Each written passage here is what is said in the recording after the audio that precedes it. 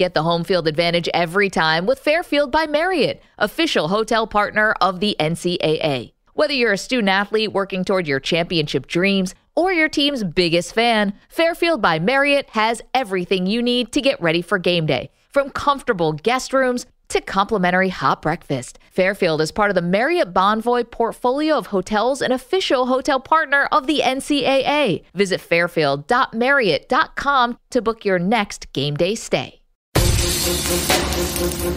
Welcome into The Verge, a show which covers the Baltimore Orioles minor leagues. The Verge is part of BSL Radio.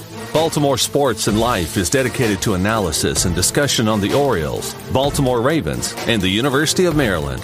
The site has a team of writers providing coverage of those teams and houses live streaming content weekly. Join the conversations at the message board, like BSL on Facebook, and follow BSL on Twitter.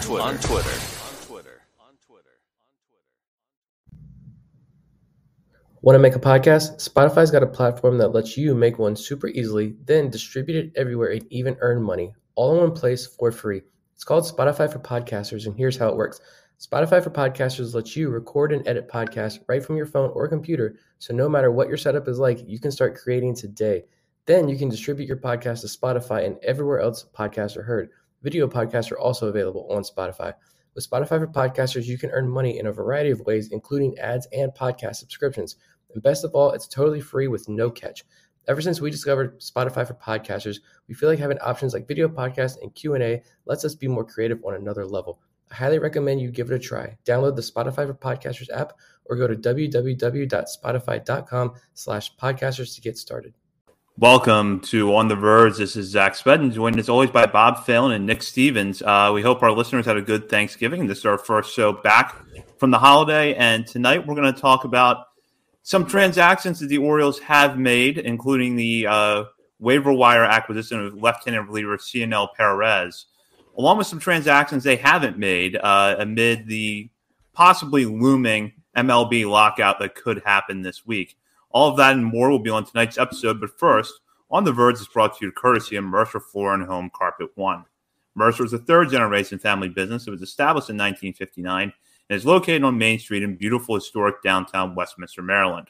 For all of your flooring needs, think Mercer. So we'll start off with the move the Orioles made recently, which was to pick up left-hander Cionel Perez off waivers from the Cincinnati Reds. That acquisition puts the Orioles' 40-man roster at 40 players exactly. And this is a pitcher with a pretty interesting background. He was signed by the Astros in 2016 out of Cuba. At the time was seen as a pitcher that could move quickly and could end up being one of their top prospects. He did get to the majors in 2018, but has posted uneven results in parts of the last 4 seasons. His time with the Reds last year, when he pitched 24 innings of relief, was the longest chunk of time that he has spent in the major leagues. And the numbers at first glance don't look great. 6.38 ERA, walked 20 batters in 24 innings pitched. However, there are some interesting things. He has a fastball that does hit 96 miles an hour. He generates a lot of ground balls. And Nick, who wrote a piece recently on BaltimoreSportsAndLife.com that focused on some of the Orioles' recent waiver wire acquisitions, wrote about Perez a little bit. So I'm going to turn this over to you, Nick. Just your thoughts on this pickup and how much upside is there here for the Orioles? Yeah, not a lot of things to write about over here in Birdland right now. But Perez was interesting. I think of the 3 waiver claims, that's the only new additions we have on the Orioles roster. I like Perez the most. I think he has the highest upside. Looking around, I saw a lot of Reds fans, saying like, good, he's gone. Is kind of like the Orioles fans if DJ Stewart were to leave. Like, there's a lot of good. It's great. He's finally gone. He's off the roster. But a lot of, smarter Reds writers and podcasters and such that I was looking around for their opinions. They were kind of stunned to see Perez leave. They really liked him. I think there is upside here a little bit. He doesn't have options, so he doesn't have that roster flexibility. So it's going to be harder for him to stick around. But, I mean, like you mentioned, the ERA is terrible. The walks are horrendous. That's the big issue. Almost 8 walks per 9. But, good ground ball numbers, not a lot of movement on the fastball. If you look at his baseball savant numbers, with those 24 innings, you got some good data there. Not a lot of movement there, a little bit of sink, which helps produce the ground balls, but it's the slider. That's the pitch that a lot of people have talked about, how lethal that slider is. And I mean, opponents last year, what they do, I have to pull up the numbers there. The slider, 28% of the time. So he could probably throw that a little bit more. Opponents hit just 150 against it and had a 40% whiff rate against his slider.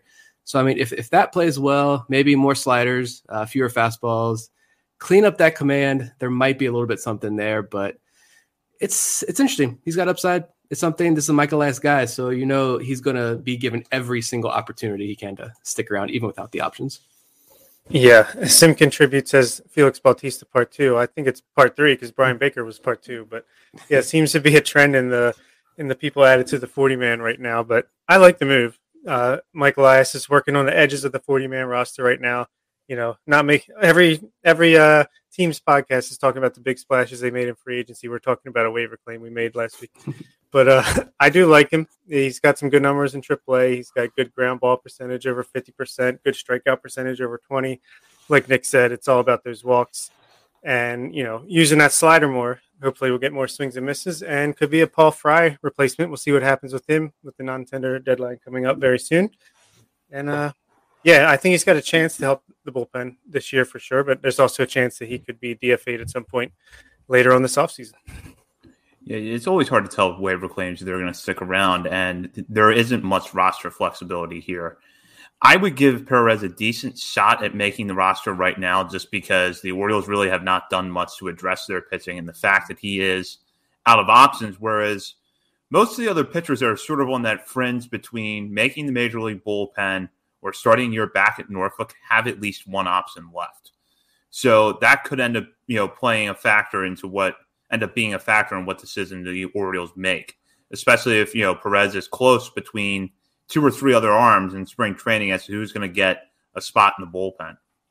Yeah, the only thing else with Perez that make you say, I'm not entirely sure, is like with Paul Fry, he was that good like reverse splits guy, so he was good against righties. Perez was not last year in Cincinnati at the major league level, at least. I mean, the batting average was like 20 points higher against righties.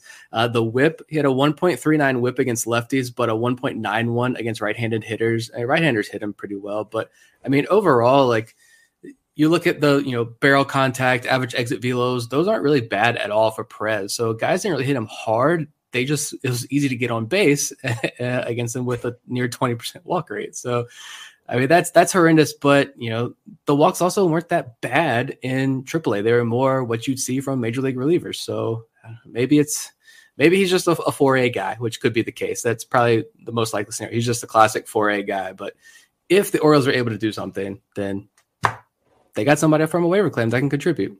Yeah, I was going to say this year will determine if he's a 4A guy or if he's a guy who just needs his things to click a little bit more, and hopefully Chris Holt and company, Michael Elias, they can get back on the same page as them, could maybe turn that page a little bit, but I think we'll find out.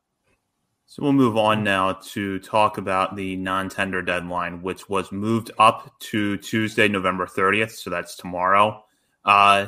With the likelihood that we will be facing a lockout later this week, the league and the Players Association decide to move that deadline up so that it could take place before the expiration of the current collective bargaining agreement. We talked about possible non-tenders a few months ago on this show, and there have been a lot of changes since then as Pat Valaika and Pedro Severino were DFA'd, taken off the 40-man roster, and in fact, Severino has since signed with the Brewers, so we know that chapter is closed. But there are still some players that seem to be on that bubble or where the Orioles are going to have to decide whether to make major financial commitments relative to their payroll for next year. So Trey Mancini, John Means, Anthony Santander, Paul Fry, Jorge Lopez, Tanner Scott are among the players where the Orioles will have to make a decision here over the next 24 hours. A lot of them, if not most of them, are likely to stay put, but there still could be a few moves. And I'll turn this over to Bob. Just seeing how things look right now, do you think that anyone out of that group is non-tendered or perhaps even traded before the deadline happens? And if so, who could it be? I think the more and more the offseason goes on, the more I think Paul Fry is going to be non-tendered. I just don't think, he he had a great first half of the season, but he struggled mightily in the second half, couldn't even get it together in AAA. And it seems like they've brought in some guys that maybe could at least match what he was doing in the second half of the year. At least it'd be hard not to. And I'm really nervous that Trey Mancini is going to get non-tendered if they can't find a trade partner for him. And I don't want to be around when that happens for Orioles Twitter, but it just makes me nervous. $8 million. It seems like that for the Orioles is more than Corey Seager's making from the Rangers. So Jorge Lopez, I think, is another option to be non-tendered, but I do think he gets another shot to make it into bullpen for the Orioles next year. Yeah, Trey Mancini. No matter what happens, that's going to be I'll keep it clean. We haven't had to put the explicit tag on an episode yet. I think everyone left on the roster that is ARB eligible is going to get tendered a contract except Paul Fry. I like Baker and Perez better, who the Orioles just got off waivers. I don't see anything that tells me that Paul Fry is going to be able to figure things out and turn things around next year. This is just what happens with relievers. They come and go quickly. And, if we don't know if anyone came calling for Fry at last year's trade deadline, but if they did, the Orioles really missed that opportunity because he didn't even finish the year in the major leagues and he couldn't strike guys out in AAA. He couldn't get anybody out in AAA. He had an ERA of almost 8. He walked more guys than he struck out there with the Tides. So, I mean, you could say $1.1 million is its estimated salary. Is that a lot? Absolutely not. You can find 2 pieces for that price. Honestly, that would give you Paul Fry production. So I don't see the Orioles paying $1.1 million for that. Jorge Lopez, I really want to see him stick around in the bullpen. And I know Brandon Hyde loves him. And I know a lot of people around the organization do love Jorge Lopez. I know a lot of Orioles fans like him when he's in the bullpen or only going 3 innings as a starter. But does the front office like Jorge Lopez? Because if not, then I could see him being non-tendered as well. But Paul Fry, I think, is the definite one. Right now, he's probably our number 3 starter. So True. Yeah, Fry, I kind of felt like when the Orioles sent him down to AAA just about a month after the trade deadline, I sort of took that as a sign that there probably was not a lot of interest, because if there was any sort of bit of tangible interest just a few weeks before that, why would you send him down to AAA? Why not bury him in a low-leverage role in the bullpen and see if he can figure it out in the major leagues over the last month of the season? So I agree. I think that he's going to get non-tendered. Lopez, I think, is a close call, and I won't be surprised either way, but my personal viewpoint is that they should bring him back in a relief role next year, and something tells me that they're going to do that because they made that move late in the year, seemingly setting the stage for him to transition to a bullpen role full-time in 2022, and the early results over a small sample size were really promising until he got hurt.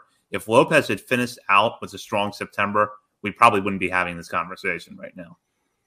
Yeah, I agree. And that's a good point about Fry and getting sent down and all that. I think that's definitely the case. Maybe the interest was more in Tanner Scott than Paul Fry, and that's why we didn't see the deal.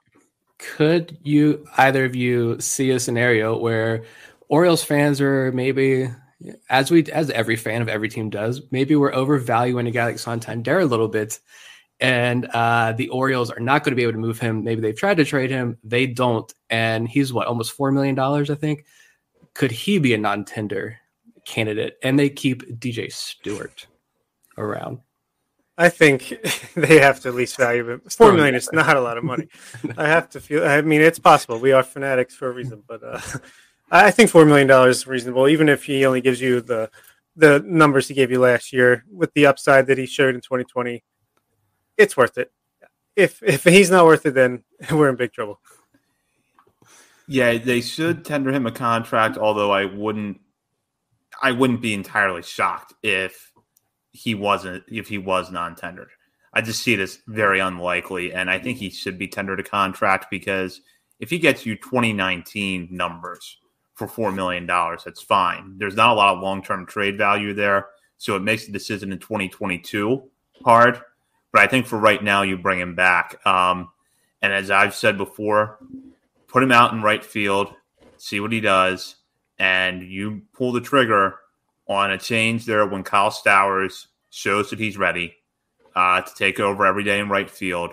And Santander has either built up enough trade value that you can move him or has struggled enough that putting him on the bench for the rest of the season and moving on from DJ Stewart most likely at that point is a feasible option. And, Nick, I know we talked about this a lot on the last show, and you've mentioned his name several times tonight. My guess right now is that DJ Stewart is going to be on the opening day roster, but we'll see. Yeah, I agree with that. And, I think you just got to hope Santander starts out hot and someone likes what they see and they make an offer for him. And hopefully Robert Newstrom's still sticking around or Stowers is ready by then. Yeah. Or DJ Stewart's ready.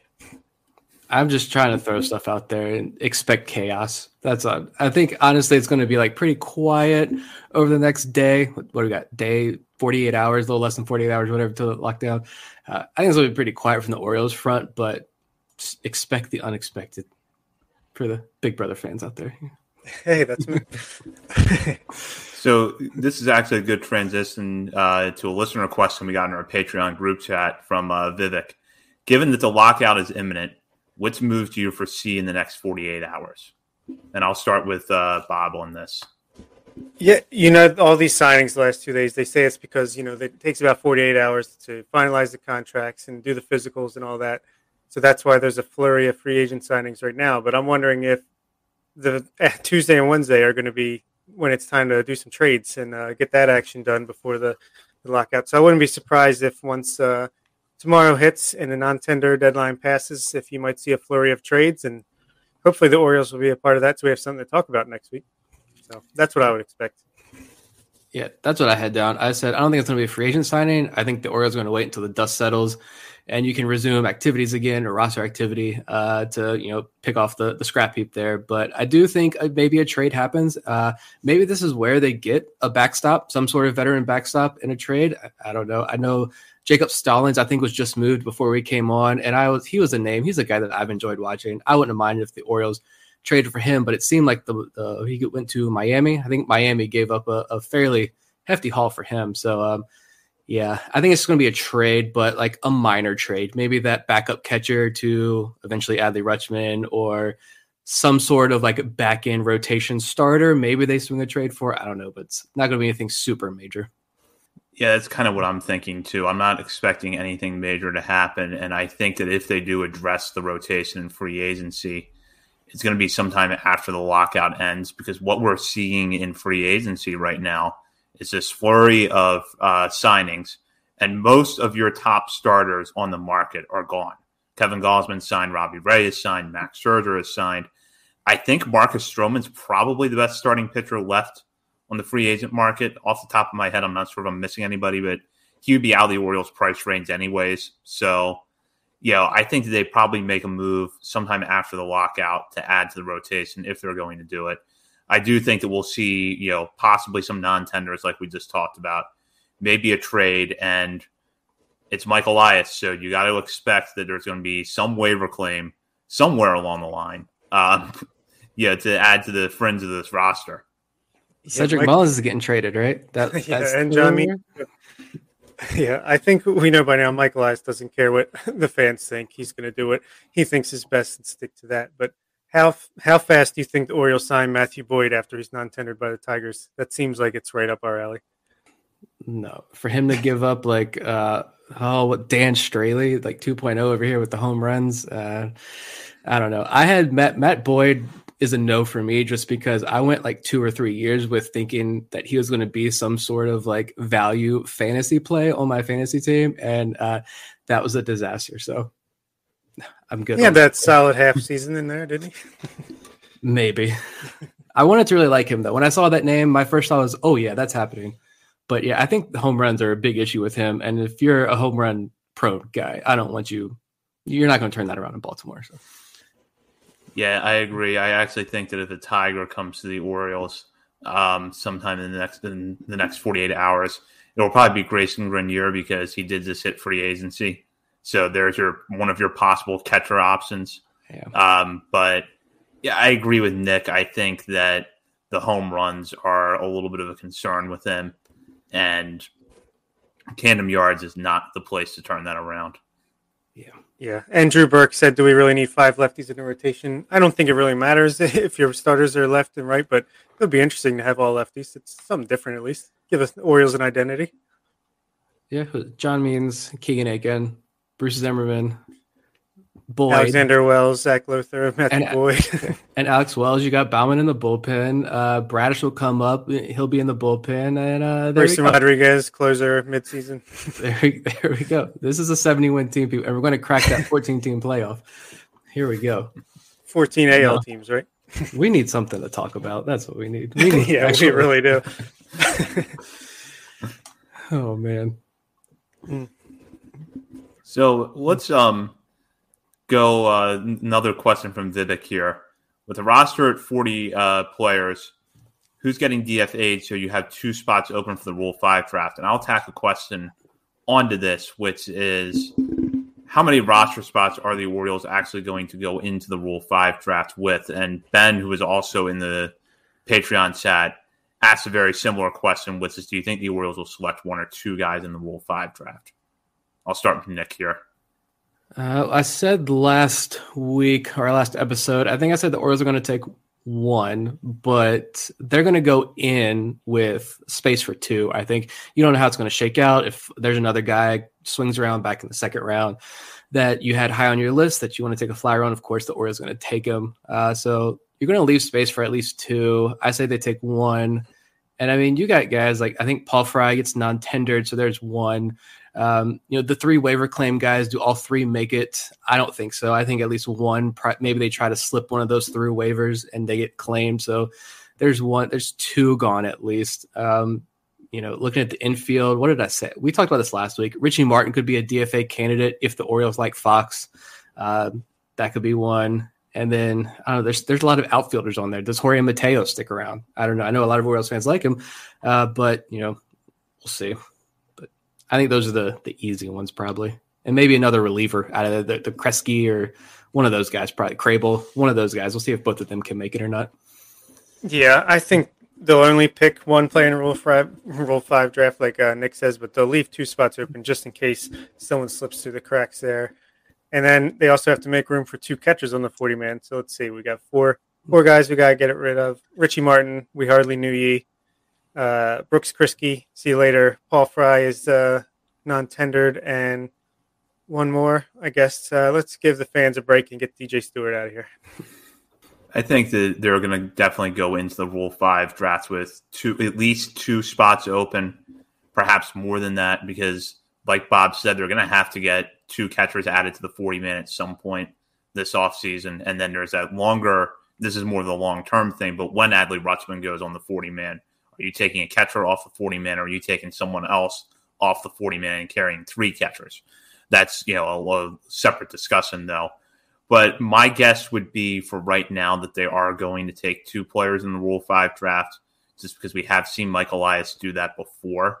And I think that likely having the top pick, there probably is going to be someone when they pick the second time around that they maybe had fairly high, on their list that is available to them. I just think that it's likely there is someone sitting there, especially, and, this will be part of our discussion eventually when we can talk about the Rule 5 draft. There actually are a decent amount of catchers available this year.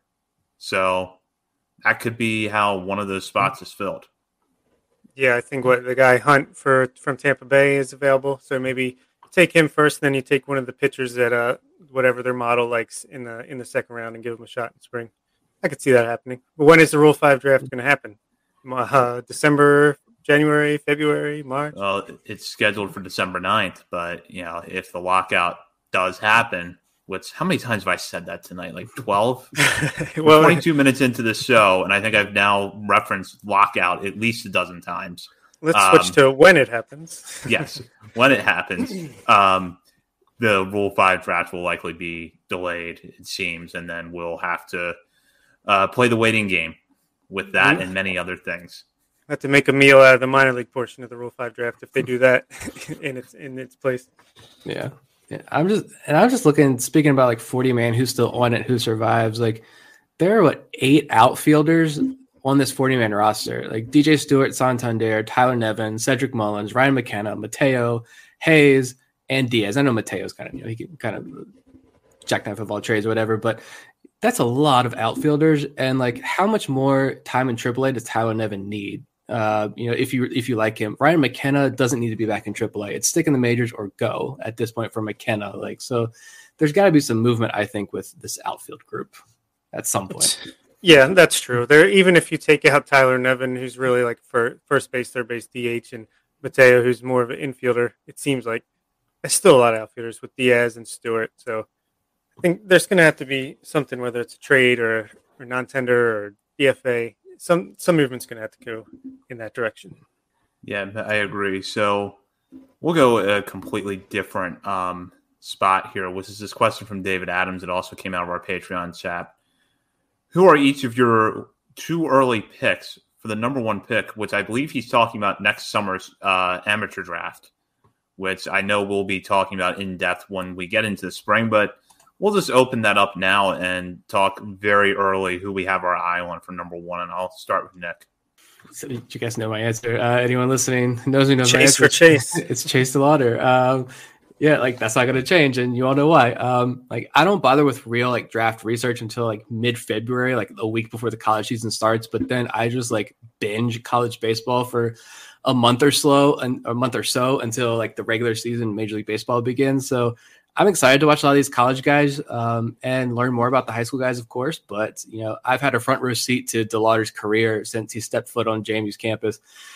Just got to watch him for like 5 straight days the other week. JMU wrapped up their fall schedule. A lot of scouts there each day, and they were impressed. Like I had one scout tell me that he's a center fielder. Stone lock, he is a center fielder. I know there's some questions about that because he's a big guy, but he was real smooth and natural out there. They had him in right field showed off the cannon of an arm, had a grand slam to dead center. And honestly, like, all right, there's the comment there about being underslot. He's playing his way into like a true 1-1 role. So like, I wouldn't call Chase DeLauder like an underslot pick right now going into the draft. We're still a long way away. So that's going to shake up tremendously the draft stuff, but he's playing his way in there. He's a name to watch closely. Yeah, I'm rooting for him to be the pick just so we can interview him the next day. But I think it'll probably be one of the infielders, Brooks Lee or Jace Young. I'll go with Jace Young as my pick. I saw an early mock that had us taking him like before the season even ended last year, and I liked what I saw in that write-up. So as long as everyone performs the way they're expected to, I'll go with Young. I have my eye on Elijah Green, and I think the reason for that is that back around the time of the 2021 draft, Green's name was all you were hearing for who's going to go 1-1 in 2022. And then, like a lot of players who seem to fall into that pattern of hype, the temperature seems to have cooled a little bit in terms of him being 1-1. Now we're looking at all these other players, a few of which you guys just mentioned. I just still question, though, if he really puts all the tools that he's supposed to have together. Is it going to be hard to pass up on a center fielder who has that much power and is that athletic with the 1-1, especially if the Orioles think that their model for hitters can address the strikeout question?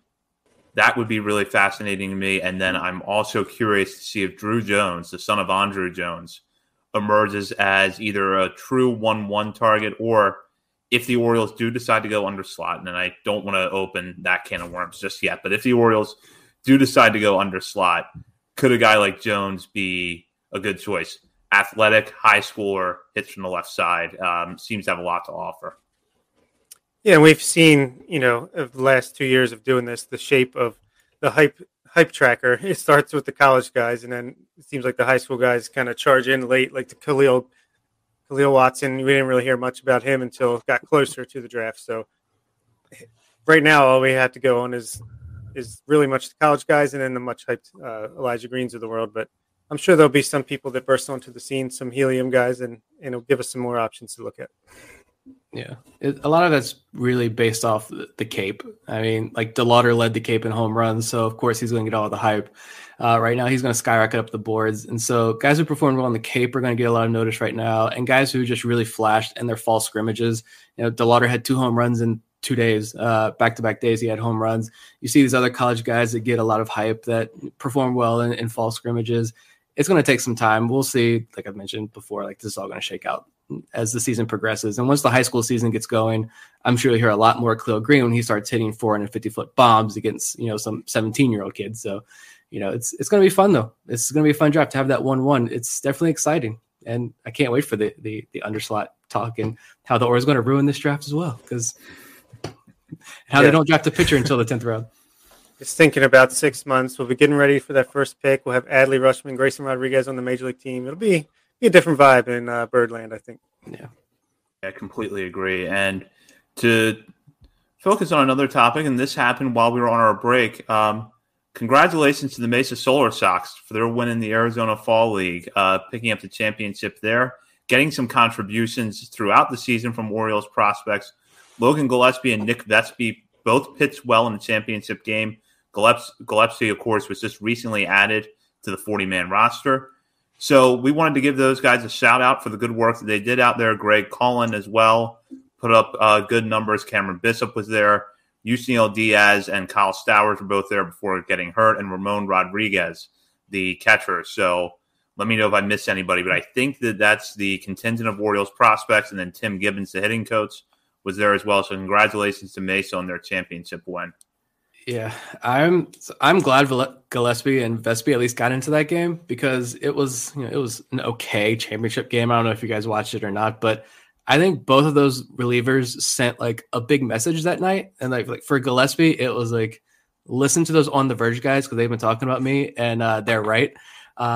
Dominant inning, like 98 miles an hour. I think he had like the second hardest pitch thrown that night. I didn't go back and look at the ninth inning to see if anybody topped him, but he looked really good. Slider was literally bringing guys down to their knees.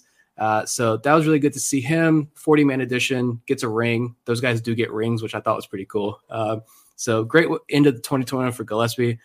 Vespi, though, I think is the big conversation there. Like, I think he sent a clear message as well, and he sent his message to the rest of the league saying, I'm ready if you need help in the Rule 5 draft. Like, I've seen some people say he doesn't necessarily fit that mold of a Rule 5 draft pick, but, this is – Jonathan Mayo made the comment again, like, Vespi's a Rule 5 pick waiting to happen.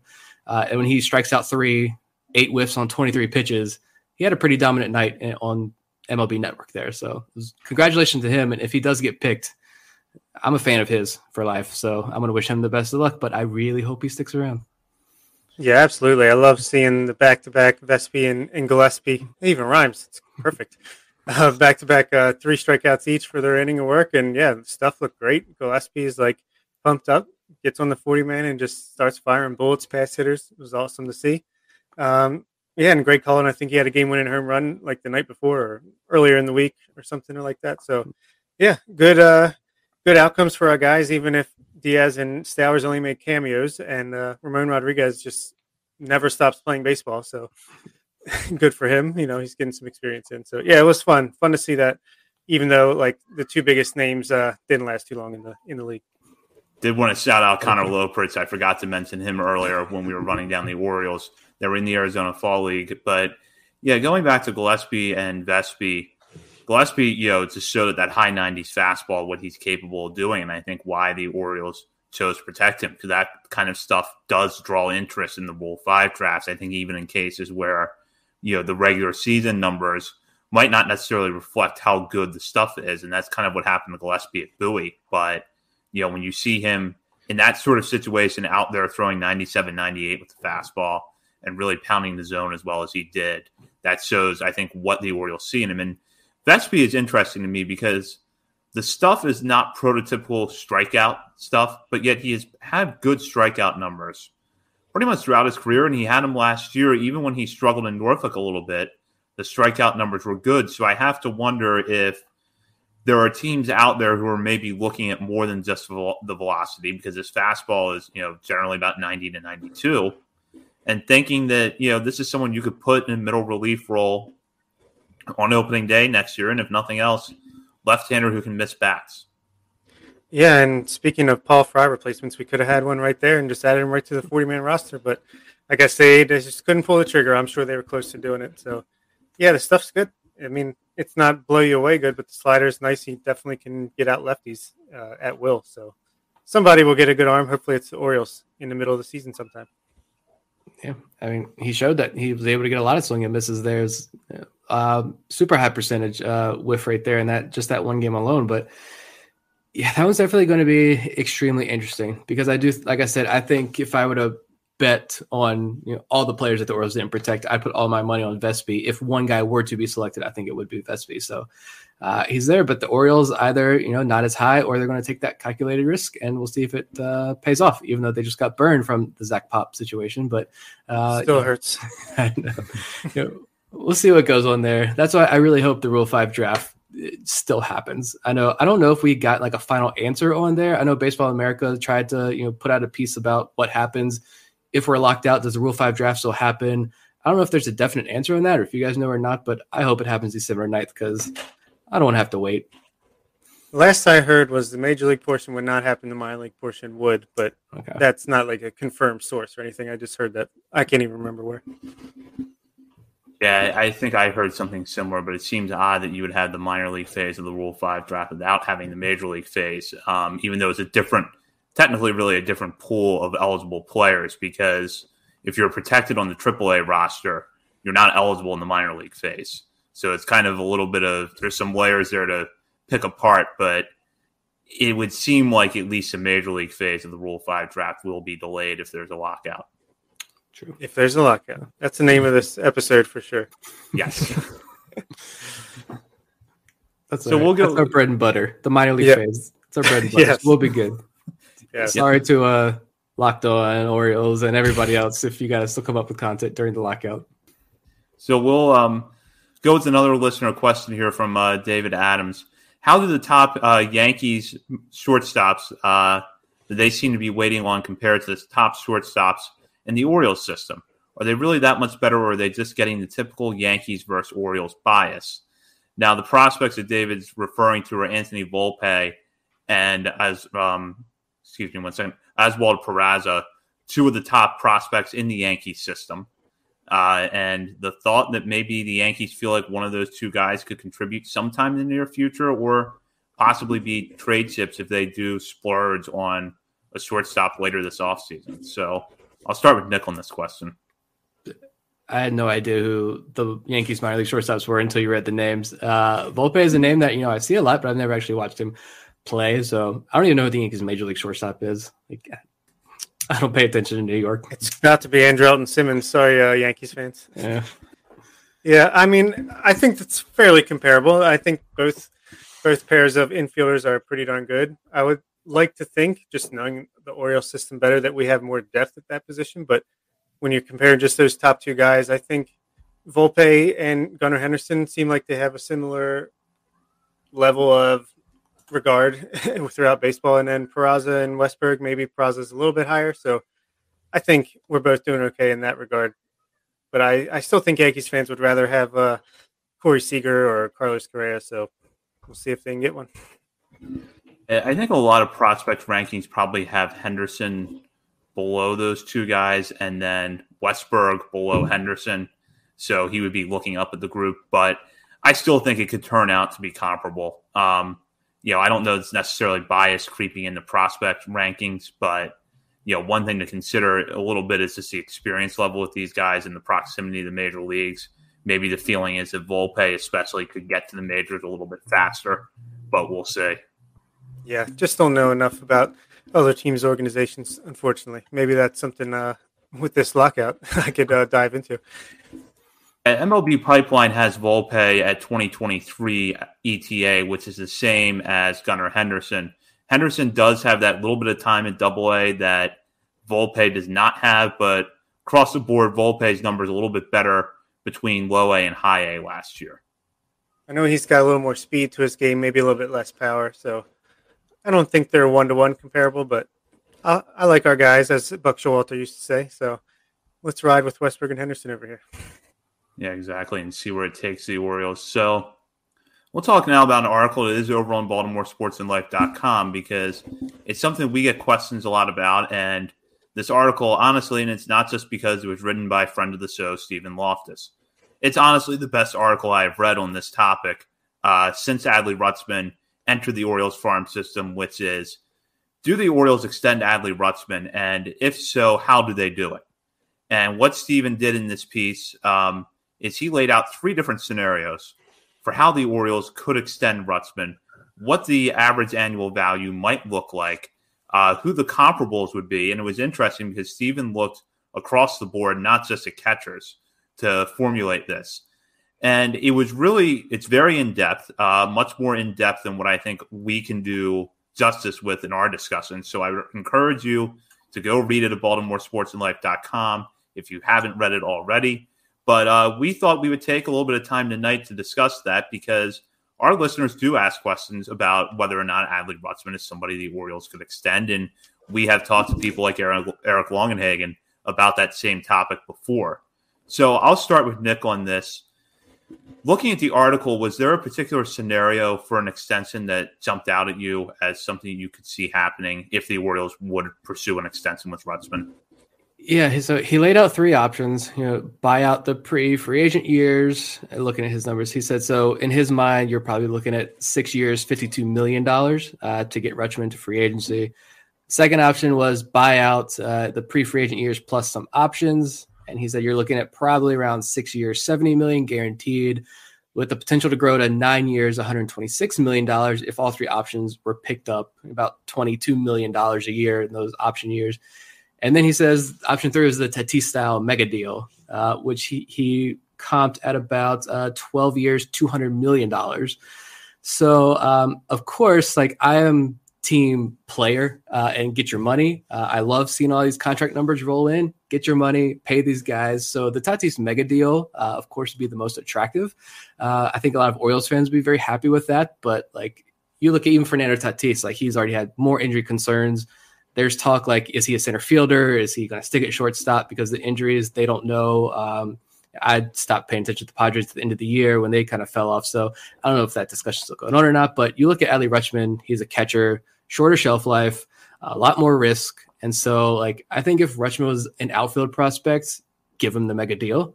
But I think the middle option probably works best for me. That's the one that stood out to me. You lock Rutschman down.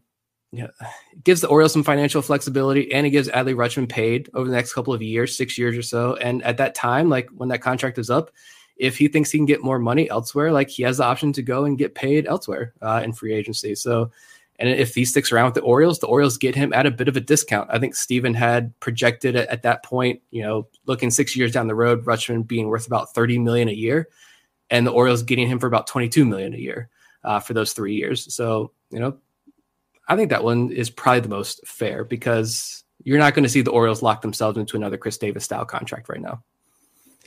Yeah, absolutely. I like that middle option as well. The idea of an 8 or 9 year deal sounds good to me.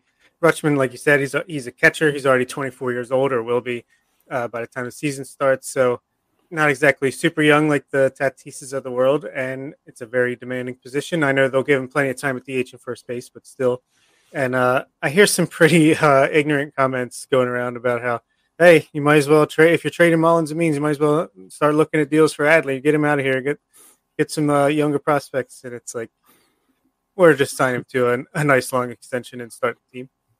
And by the way, Sim Contribute is cracking me up in the comments. So shout out to you. I think that the second scenario is probably the best one.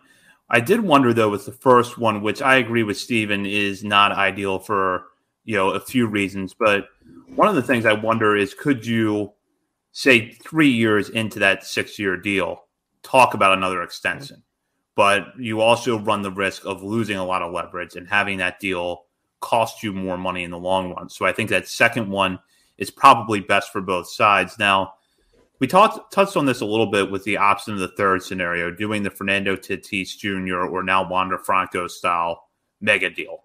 Sign him for 11, 12 years now, guarantee him over $300 million probably, or something a little bit less than that.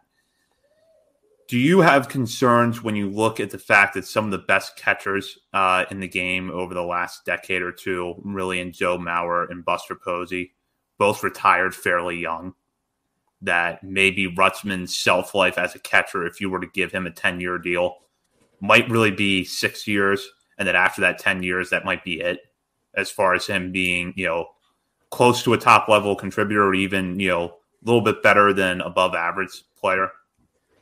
I think if they locked it in for 10 years, that would at least give them a path to know how to manage it a little bit better. We're going to have him for 10 years, so let's just have him catch half the games, maybe not 120 games. We'll have him catch 80 games a year. Try to manage a little bit more, but it's definitely a concern at all times for a catcher like that. It's just so demanding. Maybe you try to transition him to a first base full time at a certain point, halfway to 3/4 through the contract to try to manage it. But definitely a concern, but it wouldn't scare me. Sign him. Let's get him to stick around here for a long time. Yeah, and Buster Posey, I'm wondering if that's like a little bit of a unique situation, because then he sat out 2020 because of COVID, and then maybe he got a little taste there of what post baseball life is like, and said, I'm gonna had one more really good year, and I got a couple really high MVP votes from some San Francisco writers, but he had a good year, and he says, all right, I'm gonna go, I'm just gonna go ahead and call it a career now. So I wonder if COVID didn't happen and he didn't have that 2020, would he still be playing as a first baseman in San Francisco? I don't know, but yeah, and you wonder like how much is that catching position going to change over the next couple of years as well. So I don't know. I just don't see him. I don't see the mega deal happening at all. That's way too long for a catcher right now. Those guys, you never know what could happen. We don't want to think anything bad about Adley Rutschman right now and talk about injuries in the future, but like they're the tools of ignorance for a reason. Like it's a crazy position to play, and it takes an extreme toll on your body. So paying a catcher $300 million over 12, 14 years, I don't see the Orioles doing that at all. Yeah, and I think that's why, in general, we haven't seen a ton of extensions for catchers. Buster Posey got one fairly early in his career, as did Salvador Perez. I think Perez got one was less than a full year of service time with Kansas City, and obviously that worked out for the Royals, and Posey worked out for the Giants, but there are, real risk factors there. And I think that, if, like we talked about earlier, if Rutschman was an outfielder or played a less demanding position, you would probably go for the mega deal now. And I'll put this scenario out there. It feels like at some point we are going to have real concrete rumors on an extension about Rutschman, just because that is a track with a young player. And I would have to think that although a lot has changed since Manny Machado was early in his major league career, that the Angelos family maybe will have learned that lesson a little bit and realize that there's a reason why you do these extensions early when you have an elite prospect like this, and get Rutschman locked up. Now, would you guess that those rumors start between now and when Rutschman makes his major league debut, or do you think he comes up, plays his rookie season, maybe even plays his first full season in 2023 if he's not on the opening day roster this year? Then you start to hear about it a little bit. I think off season, this time next year, it's like really starting to heat up. If it's not going to happen, I feel like pre-arbitration, then I don't think it's going to happen. And who knows after the new CBA, what, how soon will he be a free agent? If they switch it to age 28, then we only have him for 4 or 5 years. So yeah, I think after the 2022 season, as long as he, it gets adjusted to major league play, as we all think he will, then that's when I think you'll start to really hear the rumors swirling. Yeah. See what this new CBA looks like, get all the details and everything with there, get all that settled, let him get his feet wet in the major leagues, and then we can talk business. And I genuinely think, I'm not drinking that much Kool-Aid here. Like, I genuinely think next offseason, we're talking about real free agent signings. So I'm wondering if maybe, you kick off the offseason with a big, Adley Rutschman extension. Would that signal to like some other free agents, like, all right, the Orioles are ready. The Orioles are going in. They're ready to start winning now. Maybe they'll feel more comfortable at signing a deal with Baltimore. Like, I don't know if that has any impact or not. That was a thought that comes to my mind, but that could be a big kickoff to a pretty big winter for the Orioles, given him and his extension. So we'll have to see, though. I don't know. And I feel like it would signal, and it seems like to me that finally with the power going to the Suns, that the Angelos are just hired the guy they think was right for the job and let him do the best job that he thinks he can do. So if they sign Adley to an extension, then that just signals to me that they are letting Mike Elias do his thing, and that's part of the job. Yeah, you don't want to just make statements with moves, but I think that there's a reason that you want to go in and try to make a decision like that early, because you do want to send a message to the rest of baseball that we have invested a lot of time and money into basically building this rebuild around a core group of players, with Adley Rutschman basically being at the center of that group. and he's going to be here for the foreseeable future, and we're going to build this team around him.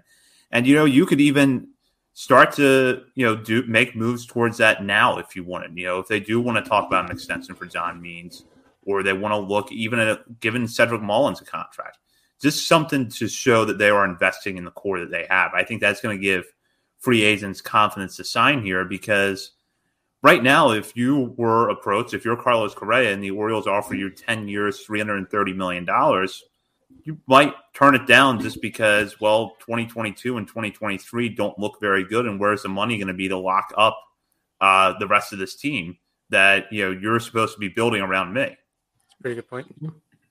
Yeah, and I like that. I think maybe later in the year, we started slow. That John Means extension does happen. You solidify a rotation piece there. Rodriguez comes up. He has a good rookie year. Talk extension about him later on, but you've got two solid pieces right there in your rotation. You lock down your catcher.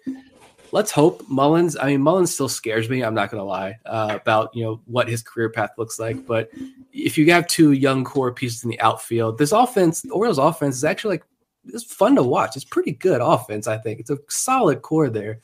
And you lock that down with Adley Rutschman as the main centerpiece, the bridge that brings all this together.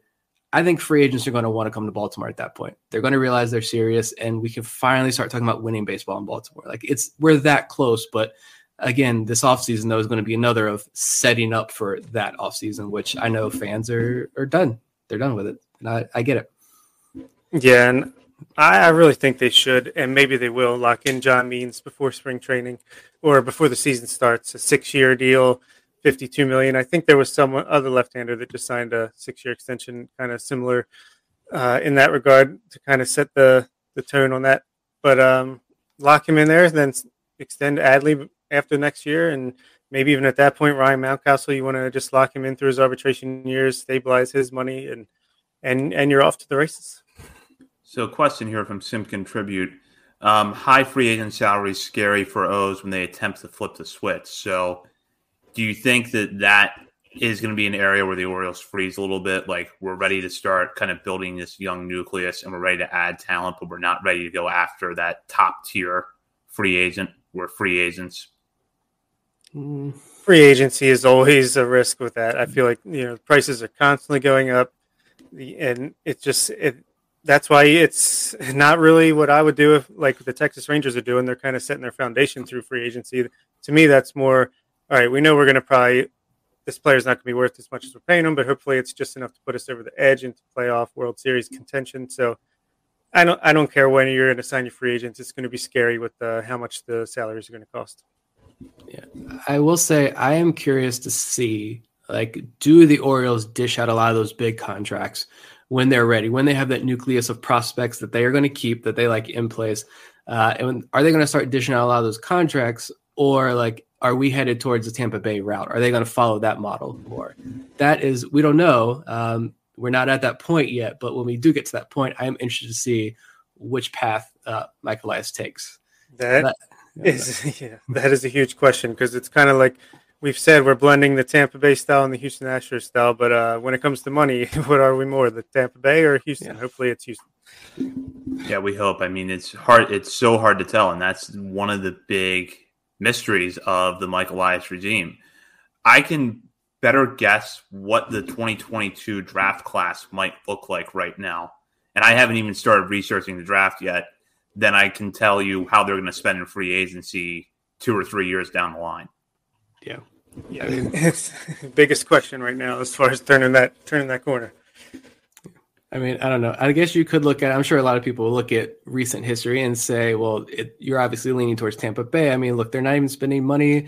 We're another year into this rebuild, and, Matt Harvey and Felix Hernandez, at this rate, are those going to be better signings than what we're going to get this offseason? This is, I don't know. I hope not. But, there's a lot of talk, but the talk that I get the vibe from that discussion that that's what it's going to be this offseason. And so you wonder, are they going to be able to flip that switch that quickly and just start dishing out the Texas Rangers style money next offseason, or even 2 years from now? I don't know. That's a big leap for them to take. And another question is Elias keeping the payroll so low because that's what the Angelos want him to do, or is it because he just doesn't want to commit much money right now so that when the time comes, he has as much available as possible? That's another thing on my mind. Yeah.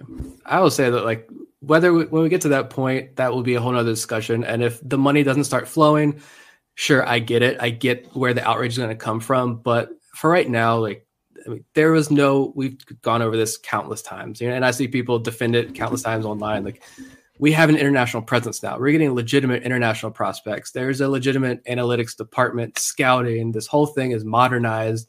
The back end is really all coming together. So there is a foundation that's setting this organization on a long-term path to success. This isn't the Rangers where we're buying all these guys without much of a minor league system. We're setting them up for the long-term success. So at least I take comfort in that right now. Free agency and everything else, we'll see when we have this discussion next offseason. Yeah, the Rangers are getting all their cosmetic surgery to try to look prettier. We have a nice, healthy core, and we're going to try to naturally increase our appeal. That's a terrible analogy. So I got it. Before we wrap up tonight, we should probably address like what has been happening in baseball really over the last 24 hours, which is a lot of free agents trying to signing before the lockout. Max Scherzer is off the market. Marcus Semien, Corey Seager off the market. Robbie Ray, the reigning American League Cy Young Award winner, has found a new home. Kevin Gausman has as well. And I'm going to just throw out this topic because we've now mentioned it a few times. The Rangers, who were really bad last year, have been really bad for the last few years, and don't have the farm system that approaches what the Orioles have now decided to go out and sign Marcus Semien, Corey Seager, and John Gray. Semien and Seager both getting hundreds of $1 million over the course of their contracts. John Gray ends up with a 4-year deal. The Rangers are obviously trying to take a much different approach to get back to contention, and they think they're going to buy their way there.